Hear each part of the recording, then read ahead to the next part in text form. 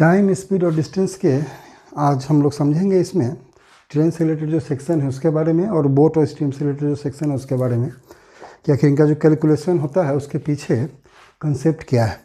एक चीज़ सोचो, पहले दो पॉइंट जब एक दूसरे को क्रॉस करता है, जैसे दो आदमी हो गया, दो मोटरसाइकिल हो गया, उसके क्रॉसिंग पॉइंट पर जो टाइम होता है उसमें जो क्रॉसिंग का जो प्रोसेस होता है उसमें कोई टाइम नहीं लगता है। मतलब एक मोमेंट में दोनों एक दूसरे को क्रॉस कर जाते हैं, क्योंकि वो दोनों जैसे दो आदमी हो या दो मोटरसाइकिल है, हम लोग उसमें कोई लेंथ कंसीडर नहीं करते हैं, एक पॉइंट आइडेंटिटी मानते हैं दोनों को। लेकिन क्या हो यदि दोनों में किसी एक में लेंथ आ जाए, जो दो ऑब्जेक्ट एक दूसरे को क्रॉस कर रहे हैं उसमें एक में लेंथ आ जाए, ये एक पॉइंट है, इसको क्रॉस करना है और इसमें लेंथ है, तो कहे ये इसी को हम लोग ट्रेन कहेंगे। ठीक है, एक ट्रेन है जो एक पॉइंट को क्रॉस करना है, तो इसमें इसको टाइम कितना लगेगा। कहने का मतलब ये जो पॉइंट है, ये आदमी क्वेश्चन बनाते हैं हम लोग, तो ये आदमी भी हो सकता है, जो सिग्नल पोस्ट हो सकता है वो हो सकता है, पोल हो सकता है, कोई पेड़ हो सकता है, मतलब कोई भी ऐसी आइडेंटिटी जो फिक्स हो और फिलहाल अभी उसमें कोई लेंथ ना हो। ठीक है, तो अब देखो ये ट्रेन है, इसको क्रॉस करने में चूँकि इसमें लेंथ है, ट्रेन है तो लंबाई होगी, तो इसके क्रॉसिंग में जो प्रोसेस है उसमें कुछ टाइम लगने, it's going to take some time. कितना टाइम लगेगा और कितना डिस्टेंस कवर करेगा, देखो कैसे होगा। क्रॉसिंग करने का टाइम कैसे स्टार्ट होगा, जब ट्रेन का ये पॉइंट है, ट्रेन का जब फर्स्ट पोर्शन इसके सामने आएगा तो जो क्रॉस करने का प्रोसेस है वो स्टार्ट होगा, और ट्रेन का जब लास्ट पोर्शन इसको क्रॉस कर जाएगा तो जो क्रॉसिंग का प्रोसेस है वो ख़त्म हो जाएगा। कहने का मतलब कि ये जो पूरी ट्रेन की लंबाई है, इसको यहाँ से चलते चलते यहाँ तक आना पड़ेगा। मतलब ये इसको कुछ इस तरह से होना पड़ेगा। ट्रेन जो पहले यहाँ से स्टार्ट हुई थी इसको पूरा क्रॉस करना पड़ेगा। अब ध्यान दो कि इस ट्रेन को यहाँ से लेकर इस क्रॉस करने में कितना डिस्टेंस कवर करना पड़ेगा। तो तुम ध्यान दोगे कि ट्रेन अपनी पूरी लंबाई में यहाँ से लेकर यहाँ तक घिसक गई। कहने का मतलब कि ट्रेन की जितनी लंबाई है उतना ही डिस्टेंस इसने कवर किया। तो पहला जो ये सिचुएशन था उसमें ही था कि ट्रेन है और एक आदमी है। ठीक है, ये आदमी जो है सो अभी फिक्स्ड है, ये मूव नहीं कर रहा है। अभी हम लोग इसी की चर्चा कर रहे हैं। इसमें इसको टाइम कितना लगेगा, क्योंकि टाइम तो लगने वाला है क्रॉसिंग में, तो बात चलेगी टाइम। तो टाइम का फॉर्मूला होता है D/S। यहाँ पर डिस्टेंस क्या होगा, यहाँ पर डिस्टेंस है लेंथ ऑफ ट्रेन, और स्पीड क्या है, तो यहाँ पर तो एक ही स्पीड होगी और वो होगी इस ट्रेन में, क्योंकि ये जो आदमी है इसको अभी हमने मूविंग नहीं माना है, फिक्स्ड माना है। तो इसी ट्रेन की स्पीड की बात चलेगी, तो ये हो जाएगा स्पीड ऑफ ट्रेन। कहने का मतलब कि किसी आदमी को क्रॉस करने में, आदमी हो, पोल हो, जो भी चीज़ हो, फिक्स्ड पॉइंट आइडेंटिटी हो उसकी, उसको क्रॉस करने में ट्रेन को जो टाइम लगेगा वो होगा ट्रेन की लंबाई और ट्रेन के स्पीड। जब इस दोनों को हम लोग डिवाइड करेंगे तो हमें टाइम मिल जाएगा कि वो ट्रेन कितनी देर में उस आदमी को मूव कर जाए, ट्रेन उस आदमी को क्रॉस कर जाएगा। अब एक सेकंड कंडीशन सोचो। सेकंड कंडीशन ये है कि क्या हो कि ट्रेन तो मूव कर ही रहा है, जो आदमी है वो भी मूव करने लगे। तो वो दो तरह से मूव कर सकता है कि ट्रेन ऐसे जा रही है तो वो आदमी ट्रेन के अपोजिट डायरेक्शन में मूव कर सकता है, या फिर ट्रेन ऐसे जा रही है तो वो आदमी भी इसी डायरेक्शन में मूव करता रहे। लेकिन चूंकि ट्रेन की स्पीड ज़्यादा है तो उसको क्रॉस करेगा ही करेगा। तो हम लोग पहला कंडीशन लेते हैं कि आदमी जो है वो अपोजिट डायरेक्शन में मूव कर रहा है। ठीक है, इस कंडीशन में टाइम कितना लगेगा, ये तो D/S ही होगा। इसमें डिस्टेंस में वही होगा, जो लेंथ ट्रेन की लंबाई होगी वही इसमें भी डिस्टेंस कवर करेगा, length of train divided by speed. अब देखो, अब सिर्फ ट्रेन में ही स्पीड नहीं है, यहाँ जो आदमी है उसमें भी स्पीड है। अब जो क्रॉस करने में टाइम लगेगा वो सिर्फ ट्रेन की स्पीड पर ही डिपेंड नहीं करेगा, वो आदमी के स्पीड पर ही डिपेंड करेगा। तो जब दो स्पीड हो और दोनों स्पीड्स को मिलाकर हम लोग को रिजल्टेंट स्पीड निकालना होता है तो हम लोग रिलेटिव स्पीड का सहारा लेते हैं। अब रिलेटिव स्पीड इसमें क्या हो जाएगा, अपोजिट डायरेक्शन में जा रहा है। हम लोग यहाँ पर रिलेटिव स्पीड लिखते हैं, यही रिलेटिव स्पीड हुआ। अब यहाँ पर ध्यान दो कि जो रिलेटिव स्पीड है अपोजिट डायरेक्शन में है। कैसे होगा अपोजिट डायरेक्शन, मतलब ट्रेन ऐसे जा रही है तो आदमी ऐसे मूव कर रहा है। कैसे होगा, तो अपोजिट डायरेक्शन, जब दो स्पीड अपोजिट डायरेक्शन में जा रहा हो तो हम लोग उसकी रिलेटिव स्पीड दोनों स्पीड को ऐड कर देते हैं। यहाँ पर यदि ट्रेन की speed x kilometre per hour है और ये जो मूविंग ट्रेन नहीं है, ये मूविंग, इसको हटाओ, अभी ट्रेन की बात नहीं चल रही है, ये इधर मूव कर रहा है और इसकी speed y kilometre per hour है, ठीक है। तो इस कंडीशन में x प्लस वाई, ठीक है। रिलेटिव स्पीड, जब दो स्पीड अपोजिट डायरेक्शन में एक दूसरे की तरफ मूव कर रहे हो या अपोजिट डायरेक्शन में मूव कर रहे हो, तो हम लोग उनका रिलेटिव स्पीड निकालते हैं दोनों स्पीड को ऐड करके। तो दोनों स्पीड को हमने ऐड कर दिया, उससे जब हम लोग ट्रेन के लेंथ में डिवाइड करेंगे तो हमें टाइम मिल जाएगा कि चलती हुई ट्रेन एक अपोजिट डायरेक्शन में चलते हुए आदमी को कितनी देर में क्रॉस कर जाएगा, ठीक है। तीसरा कंडीशन क्या हो सकता है कि ट्रेन तो मूव कर ही रही है, आदमी जो है वो भी सेम डायरेक्शन में मूव करने लगे। यहाँ पर सब कुछ उसी तरह रहेगा, इसमें भी जो टाइम लगेगा वो d/s होगा, d वही होगा लेंथ ऑफ ट्रेन, और रिलेटिव स्पीड इसमें भी आएगा क्योंकि दोनों मूव कर रहा है। लेकिन यहाँ ध्यान देना, यहाँ चूँकि सेम डायरेक्शन है तो सेम डायरेक्शन में जब हम लोग रिलेटिव स्पीड निकालते हैं तो दोनों के स्पीड को माइनस कर देते हैं, तो यहाँ पर x माइनस वाई हो जाएगा। ये जो अब यहाँ पर x से हम लोग ये मान के चलते हैं कि ट्रेन की स्पीड जो है सो ज़्यादा होती है, पैदल आदमी की स्पीड कम है, इसलिए हमने x से माइनस को y किया है। आगे हम लोग देखेंगे जब दो ट्रेन की बात चलेगी तो दोनों ट्रेन में जिसकी स्पीड ज़्यादा होगी उससे हम लोग कम वाले स्पीड को माइनस करेंगे, ठीक है। तो इस तरह से हमने ये तीन कंडीशन देखा कि एक ट्रेन एक आदमी को क्रॉस करने में कितना टाइम लगा, तीनों कंडीशन में, जब आदमी खड़ा हो, आदमी ट्रेन की डायरेक्शन में मूव कर रहा हो या उसके अपोजिट डायरेक्शन में मूव कर रहा हो, तो तीनों में जो टाइम लगा वो इसी तरह निकलेगा। अब हम लोग एक अगला कंडीशन देखते हैं। अगले कंडीशन में हम क्या करते हैं कि एक ऑब्जेक्ट में तो लेंथ है और स्पीड भी है, इस बार हम लोग सेकंड जो ऑब्जेक्ट है उसमें हम लोग स्पीड नहीं देते हैं। पहले में तो हम लोग देखा था कि वो फिक्स्ड पॉइंट पर था, इसमें हम लोग क्या करते हैं कि स्पीड हटाते हैं, इसको फिक्स्ड करते हैं, लेकिन इसमें हम लोग लेंथ देते हैं। जैसे प्लेटफॉर्म हो गया, या ब्रिज भी इसी में आता है, जो भी क्वेश्चन आएगा इसी तरह होगा, ब्रिज हो जाएगा, टनल हो जाएगा। मतलब ऐसी कोई भी आइडेंटिटी जिसमें स्पीड ना हो लेकिन लेंथ हो, ठीक है ना। इसमें एक और चीज़ आएगा, जैसे कोई खड़ी ट्रेन है, प्लेटफॉर्म पर कोई खड़ी ट्रेन है, वो ट्रेन तो खड़ी है, चल नहीं रही है, तो यही पूछ सकता है कि दूसरी ट्रेन को क्रॉस करने में कितना टाइम लगेगा, वो भी इसी कैटेगरी में आ जाएगा। अब इसमें देखो क्या है, कैसे निकलेगा, वो तीन देख लिया था हम लोगों ने, ये चौथा पॉइंट देखो। चौथे पॉइंट में क्या है, इस ट्रेन डिस्टेंस हम लोग पहले देखते हैं कि क्रॉस करने में डिस्टेंस कितना इसको करना पड़ेगा। ये ट्रेन इस पूरे प्लेटफॉर्म को क्रॉस करना है, एकदम ज़रा ध्यान से समझना है इसको। सबसे पहले क्या होगा कि ये पॉइंट यहाँ पहुँचेगा, जैसे ये है और ये प्लेटफॉर्म है, जैसे ही एक दूसरे के सामने पहुँचेगा जो क्रॉस करने का प्रोसेस है वो स्टार्ट होगा। तो सबसे पहले क्या होगा, हम लोग इसकी थोड़ी लंबाई भी मान लेते हैं। हम लोग इसकी लंबाई मानते हैं L1 और इसकी मानते हैं L2, ठीक है ना। ट्रेन की लंबाई L1 और इसकी लंबाई L2, ये है L2 और ये है L1। सबसे पहले देखो ये पॉइंट यहाँ पहुँचेगा, तो इसका मतलब हुआ एक ऐसे रहेगा और दूसरा जो है सो ऐसे रहेगा, ठीक है। लेंथ कुछ भी हो सकता है, वो फिगर बन रहा है बराबर, तो इसका मतलब ये नहीं कि बराबर है, वो छोटा बड़ा भी हो सकता है।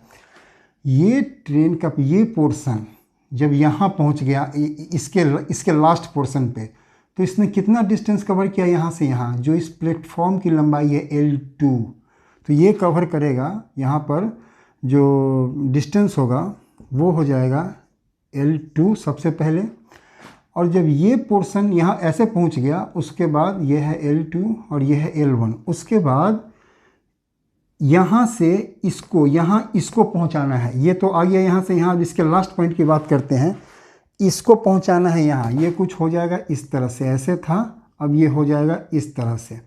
अब ये देखो कि इस पोर्शन को, सॉरी यहाँ से यहाँ था, तो इस पोर्शन को जब इस पोर्शन से पहुँचने में इस पूरे को यहाँ से यहाँ घिसकना है, तो ये जो घिसकेगा कितनी लंबाई में घिसकेगा, ये अपनी लंबाई में घिसकेगा, मतलब L1 में घिसकेगा। तो ये L1 हो गया। टोटल डिस्टेंस जो एक ट्रेन दूसरे प्लेटफॉर्म को या टनल को या किसी भी जिसमें लंबाई हो उसको क्रॉस करने में जो लगाएगा, उसमें हमने देखा जो टोटल डिस्टेंस कवर होगा वो हो जाएगा L1 प्लस L2। कहने का मतलब कि ट्रेन की लंबाई और जो दूसरी आइडेंटिटी है उसकी लंबाई। तो यहाँ पर हम लोगों ने लिखा ट्रेन प्लस प्लेटफॉर्म, अभी हम लोग इसी की चर्चा कर रहे हैं। ये प्लेटफॉर्म हो जाए, टनल हो जाए, ब्रिज हो जाए, या फिर दूसरी खड़ी ट्रेन हो जाए, वो मूव नहीं करना चाहिए। तो यहाँ पर डिस्टेंस ये हो गया। अब देखो यहाँ पे इसका टाइम क्या हो जाएगा, d/s। d distance, length of train plus length of platform. ठीक है, ये बार बार कह रहे हैं, प्लेटफॉर्म हो जाए, टनल हो जाए या ब्रिज हो जाए, जो भी हो जाए वो इसी तरह से रहेगा। और इसको हम लोग भाग दे देंगे स्पीड से। और स्पीड किसकी होगी, देख लो दोनों में अभी एक ही चीज़ में स्पीड है, ट्रेन में ही है, इसलिए रिलेटिव स्पीड का कोई रिलेटिव स्पीड की यहाँ पर कोई ज़रूरत नहीं है। तो यहाँ पर जो ट्रेन की स्पीड होगी उसी से हम लोग इसको डिवाइड करेंगे, स्पीड ऑफ ट्रेन। ये फार्मूला हुआ। इसका मतलब ये हुआ कि किसी ट्रेन को, दूसरी खड़ी ट्रेन को या प्लेटफॉर्म को या टनल को या ब्रिज को, किसी को भी क्रॉस करने में जो टाइम लगेगा वो बराबर होगा ट्रेन की लंबाई और वो जो प्लेटफॉर्म या टनल है, जो भी चीज़ है उसकी लंबाई, दोनों की लंबाई को ऐड करेंगे और उसको जब हम लोग ट्रेन की स्पीड से डिवाइड कर देंगे तो हमें टाइम मिल जाएगा कि एक दूसरे को क्रॉस करने में कितना टाइम लगेगा। ये फिक्स पॉइंट हो गया। अब तीसरा जो इसके अगला जो कंडीशन हो सकता है उसमें देखो क्या है। उसमें सपोज करो कि ये जो सेकेंड आइडेंटिटी है जो फिक्स था, जिसमें लेंथ था, ये भी मूव करने लगे। इसको भी ट्रेन मान लो, प्लेटफॉर्म तो मूव करेगा नहीं, प्लेटफॉर्म, ब्रिज और ये जो टनल है वो तो मूव करेगा नहीं, तो ट्रेन है ये भी मूव कर रहा है। ठीक है, इसकी लंबाई भी है L2 और इसकी स्पीड है y km/h। अब ये मूव दो तरह से कर सकता है। पहला कंडीशन कि दोनों ट्रेन ऐसे जा रही हो, या फिर दोनों ट्रेन ऐसे जा रही हो जिसमें एक की स्पीड ज़्यादा है एक की स्पीड कम है। ये कैसे ट्रेन कवर करेगा, तो देखो डिस्टेंस इसमें भी वही होगा जो अभी हम लोगों ने प्लेटफॉर्म को समझा था। इसमें भी पहला कंडीशन, ये फोर्थ हो गया, ये फिफ्थ लेते हैं हम लोग, जिसमें ट्रेन है और एक दूसरी ट्रेन है और दोनों अपोजिट डायरेक्शन में, अभी हम लोग अपोजिट डायरेक्शन में देखते हैं, अपोजिट डायरेक्शन में ट्रैवल कर रहा है। इसको क्रॉस करने में टाइम कितना लगेगा, तो टाइम तो भाई वही है d/s, और डिस्टेंस मतलब लेंथ ऑफ बोथ ट्रेन्स। ठीक है, बोथ ट्रेन्स। और स्पीड देखो, अब सिर्फ एक की स्पीड से काम नहीं चलेगा, क्योंकि दोनों ऑब्जेक्ट में स्पीड है, दोनों ऑब्जेक्ट की स्पीड है, तो जो क्रॉस करने में जो टाइम लगेगा वो दोनों की स्पीड पर डिपेंड करेगा। जब जिस दोनों को दो स्पीड पर कोई चीज़ डिपेंड कर रही हो तो हम लोग रिलेटिव स्पीड का सहारा लेते हैं। तो यहाँ पर भी रिलेटिव स्पीड से ही इसको डिवाइड करेंगे। और यहाँ पर रिलेटिव स्पीड क्या होगा, अपोजिट डायरेक्शन में है इस तरह से। तो जब अपोजिट डायरेक्शन में कोई स्पीड हो, दो स्पीड अपोजिट डायरेक्शन में हो, तो हम लोग दोनों को ऐड करते हैं तब हमें रिलेटिव स्पीड मिलता है। यहाँ पर x + y हो जाएगा। तो अब इससे तुम समझ सकते हो कि जब दो ट्रेन दोनों स्पीड में है और दोनों यदि एक दूसरे के अपोजिट डायरेक्शन से आ रही है तो क्रॉस करने में उसको कितना टाइम लगेगा, दोनों की ट्रेन की लंबाई को जब हम लोग दोनों ट्रेन के रिलेटिव स्पीड से डिवाइड कर देंगे तो हमें उसका टाइम मिल जाएगा कि वो दोनों कितने एक दूसरे को क्रॉस करेगी। इसी में एक कंडीशन ये हो सकता है, लास्ट कंडीशन है कि ट्रेन है और एक दूसरी ट्रेन है लेकिन सेम डायरेक्शन में मूव कर रहा है, दोनों सेम डायरेक्शन में मूव कर रहा है। कितना टाइम लगेगा, कुछ नहीं है, इसका टाइम भी है। लेंथ, किसी तीसरे लेंथ की चर्चा यहाँ नहीं है, दोनों ट्रेन है उसी दोनों लेंथ की चर्चा है। तो लेंथ ऑफ बोथ ट्रेन्स। ठीक है, सीधी सी बात है, जब दो ट्रेन एक दूसरे को कवर कर रहा है ना, तो दोनों ट्रेन एक दूसरे की लंबाई को कवर करता है। दोनों ट्रेन एक दूसरे की लंबाई को पूरा करते हैं तभी जाकर डिस्टेंस पूरा आ पाता है। तो दोनों ट्रेन की लंबाई जब एक दूसरे को कवर कर रहे हैं तो दोनों की लंबाई ऐड ही होगी, माइनस होने का कोई सवाल ही पैदा नहीं होता है। जब ऐड कर देंगे तो लेंथ ऑफ बोथ ट्रेन्स, और यहाँ भी दोनों का स्पीड पर डिपेंड करेगा इसका स्पीड, तो रिलेटिव स्पीड का ही सहारा लेंगे। अब देखो सेम डायरेक्शन में हम लोग, ये ट्रेन ऐसे जा रही है और एक ट्रेन भी ऐसे ही जा रही है एक साथ में, तो जब दोनों स्पीड एक ही डायरेक्शन में हो तो हम लोग उनके रिलेटिव स्पीड कैसे निकालते हैं, स्पीड को माइनस करके।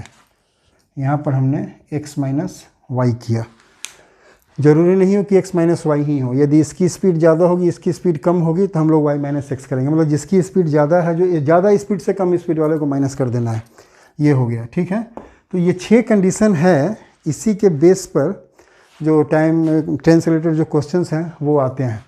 इसके बाद हम लोग अब देखते हैं वो बोट और स्ट्रीम वाला, उसमें कुछ ज़्यादा नहीं है, कमी है, उसको हम लोग शॉर्ट में थोड़ा समझ लेते हैं, उसके बाद आगे बढ़ाते हैं इसको। देखो क्या है, बोट है जब किसी नदी पे चलती है ना, तो बोट का जो स्पीड होता है वो सिर्फ उसी का उसका अपना स्पीड ही, जो भी डिस्टेंस वो कवर करेगा सिर्फ वो उसी के स्पीड पर डिपेंड नहीं करेगा। जो स्ट्रीम है उसका जो रेट है, उसका जो फ्लो है, उस पर भी डिपेंड करता है। कहने का मतलब कि यदि नदी का जो फ्लो है वो इस तरफ में है और बोट भी यदि इसी तरफ जा रहा है, तो जो नदी का स्पीड है वो बोट के स्पीड को हेल्प करता है। हम लोग दोनों एक ही तरफ जा रहा है, तो जो नदी है वो अपने स्पीड से इसको तो खींच ही रही है और ये जो अपना स्पीड है वो भी खींच रहा है। एक देखो कैसे होगा इसका, हम लोग पहले कंसीडर करते हैं बोट है, ठीक है, हम लोग इसका मानते हैं x, ठीक है, और जो स्ट्रीम है उसका रेट हम लोग मानते हैं y, स्पीड है, ठीक है ना, x kilometre per hour, y kilometre per hour. अब क्या है, सेम डायरेक्शन में जब बोट और स्ट्रीम की सबकी बात चलती है ना, तो जो सेम डायरेक्शन होता है उसको हम लोग कहते हैं डाउन स्ट्रीम, इसको हम लोग कहते हैं डाउन स्ट्रीम। मतलब जो स्ट्रीम है उसी फ्लो में हमारी बोट भी जा रही है, तो इस कंडीशन में क्या होगा, तो जो नेट स्पीड होगा वो दोनों का ऐड हो जाएगा। डाउन स्ट्रीम में जो रेट होता है वो बोट और स्ट्रीम दोनों का रेट ऐड करके होता है, ठीक है। अप स्ट्रीम का मतलब होता है कि जो नदी की धारा है, नदी जो स्ट्रीम है उसका जो फ्लो है उसके अगेंस्ट में कोई आदमी बोट लेके जा रहा है, तो सपोज, तो ध्यान दो कि जो इसकी स्पीड होगी, ये जो स्ट्रीम की स्पीड है इसकी स्पीड को कम करेगी। कहने का मतलब कि जो बोट का स्पीड है उससे स्ट्रीम का स्पीड उसको कम करेगा, तो नेट जो रिजल्टेंट होगा, नेट स्पीड कम हो जाएगी, ऑब्वियस है नेट स्पीड कम हो जाएगी तो डिस्टेंस भी कम हो जाएगा। तो इसको हम निकालते हैं x माइनस वाई करके, ठीक है। ये दो फार्मूला हुआ कि जो डाउन स्ट्रीम है उसमें नेट रेट क्या होगा स्पीड, और जो अप स्ट्रीम है उसमें स्पीड क्या होगी। दो तीन इसका और है वो भी देख लो, वो भी काम देगा। ये दो हो गया। तीसरा होता है कि हमें डाउन स्ट्रीम और अप स्ट्रीम का रेट दिया हुआ है और पूछ देगा कि जो यदि ऐसा है तो जो ये क्या नाम है, जो बोट है उसका स्पीड क्या होगा, उसका रेट क्या होगा। कहने का मतलब कि x प्लस वाई और x माइनस वाई ये दिया हुआ है। पूछ रहा है कि बोट जो है इसका रेट क्या होगा, कहने का मतलब x क्या होगा। तो देखो यहाँ पे थोड़ा सा इसको जगह चाहिए होगा समझाने के लिए। x से ये पूछ रहा है क्या होगा। अब देखो ये x प्लस वाई है और x माइनस वाई है, हमें चाहिए इसमें से x। अब जब एक ही धार में जा रहा है, एक ही दोनों एक ही मतलब डाउन स्ट्रीम में है, एक ही तरफ जा रहा है, तो जो भी इसका स्पीड है इसमें दोनों की स्पीड मिली हुई है, बोट की भी और स्ट्रीम की भी। लेकिन जो अप स्ट्रीम रेट है उसमें जो बोट की स्पीड होती है उससे हम लोग स्ट्रीम की स्पीड को माइनस कर देते हैं। कहने का मतलब कि इस दोनों में एक जगह जो स्ट्रीम का रेट है वो प्लस में है और एक जगह दूसरी जगह माइनस में है। तो यदि हम इन दोनों को प्लस कर दें, ठीक, अप स्ट्रीम और डाउन स्ट्रीम के रेट को ध्यान से समझना। अप स्ट्रीम और डाउन स्ट्रीम को यदि हम दोनों को प्लस कर दें तो इसमें हम लोग देखेंगे कि दोनों रेट में एक डाउन स्ट्रीम मतलब एक जो धारा है वो माइनस में है और एक प्लस में है। तो इस दोनों में से जो रेट हम लोग इन दोनों को प्लस किया, तो अब जो हमारे पास आएगा वो माइनस और प्लस, मतलब एक जगह स्ट्रीम का रेट माइनस में और एक प्लस में है तो वो एक दूसरे को कैंसिल कर देगा। अब हमारे पास क्या बचेगा, एक जो बोट का रेट है यहाँ बचेगा और एक बोट का रेट यहाँ बचेगा। ये रेट दुगना में, चूँकि दो जगह के डबल में बच गया, तो इसको हम लोग क्या करेंगे, सिंगल में निकालने के लिए हाफ से डिवाइड कर देंगे, ठीक है। तो ये फॉर्मूला हो गया कि यदि अप स्ट्रीम और डाउन स्ट्रीम इस दोनों का रेट यदि दिया हुआ है तो बोट का जो रेट है, जो रोइंग रेट है उसको निकालने, जो x होगा उसको निकालने के लिए हम लोग दोनों को ऐड करके हाफ से डिवाइड कर देंगे तो हमें बोट का रेट मिल जाएगा। इसी तरह हम लोग स्ट्रीम का रेट भी ले सकते हैं, स्ट्रीम का रेट भी ले सकते हैं। ये होगा y कितना होगा, इसमें भी सेम चीज़ दिया हुआ है, x प्लस वाई दिया हुआ है और x माइनस वाई दिया हुआ है। अप स्ट्रीम और डाउन स्ट्रीम का रेट दिया हुआ है।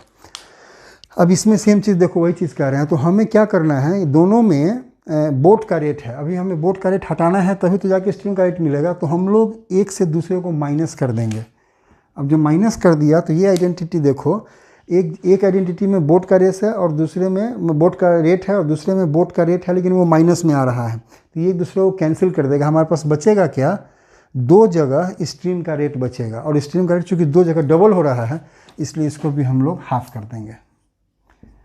ये हाफ कर देंगे तो ये हमें y मिल जाएगा। इसको तुम सॉल्व भी करोगे ना, इस दोनों को सॉल्व भी करोगे तो इसको सॉल्व करोगे तो तुमको x मिलेगा, और इसको सॉल्व करोगे तो y मिलेगा। ये एक पांचवा एक और फॉर्मूला होता है इसमें, एक और है total distance cover. Total distance का मतलब हुआ कि कह रहा है कि अप स्ट्रीम में जो डिस्टेंस है सो जैसे गए, एक तरफ से गए और एक तरफ से आया, तो अब ये सब दोनों में से कोई एक जो जर्नी होगी वो अप स्ट्रीम होगी और दूसरी जर्नी जो होगी सो डाउन स्ट्रीम होगी। तो कह रहा है कि जाने और आने में डिस्टेंस जो है सो कैसे कवर होगा, ये टोटल डिस्टेंस जो कवर होगा वो कितना होगा। तो इसका फॉर्मूला होता है up stream distance plus down stream distance. ठीक है, यदि स्पीड हमें दिया हुआ है तो उससे हम लोग जो अप स्ट्रीम का डिस्टेंस वो निकाल सकते हैं, और डाउन स्ट्रीम मतलब जो डिस्टेंस जाने में लगा सो और आने में लगा टोटल डिस्टेंस वही होगा। अब डिस्टेंस निकालने के लिए हमें टाइम और स्पीड की ज़रूरत पड़ती है, तो दोनों में से यदि चीज़ दिया हुआ है, टाइम भी दिया हुआ है, स्पीड भी दिया हुआ है, तो हम लोग डिस्टेंस निकाल सकते हैं, और उसी तरह दोनों डिस्टेंस निकाल के ऐड कर देंगे तो टोटल डिस्टेंस जाने और आने में जो होगा वो पता चल जाएगा। अब इस तरह से देखो हमारा जो टाइम स्पीड एंड डिस्टेंस था, इसका जितना भी लेक्चर था, जितना भी सेक्शन था, इसका हम सब सारे सेक्शंस को हम लोगों ने डिस्कस कर लिया। अब हम लोग ये जो एक्सरसाइज है, जो तरह तरह के क्वेश्चन इसमें हो सकते हैं, अब हम लोग उस पर जंप करेंगे, और नेट जो कंसेप्ट क्लियर होगा वो ही होगा, क्योंकि फार्मूला याद कर लेने से आप क्वेश्चन बना ही लोगे ज़रूरी नहीं है। क्वेश्चन ऐसे आते हैं, हम लोग घड़ी देखते हैं ना यहाँ हाथ से, वो आईने से दिखाता है उल्टा, मतलब ना कैसे है पकड़ेगा ऐसे, समझ में नहीं आएगा कि कौन सा फार्मूला कहाँ लगेगा। फार्मूला तो सारे याद हैं लेकिन पता ही नहीं चल रहा है कौन फार्मूला कहाँ दें, कैसे सॉल्व होगा, ये प्रोसेस जो होता है सो। तो क्वेश्चन को जब हम लोग सॉल्व करेंगे तो ये सारा कंसेप्ट जो है सो अल्टीमेटली हम लोग का क्लियर हो जाएगा। तो अब नेक्स्ट सेशन में हम लोग क्वेश्चन सॉल्व करना स्टार्ट करेंगे।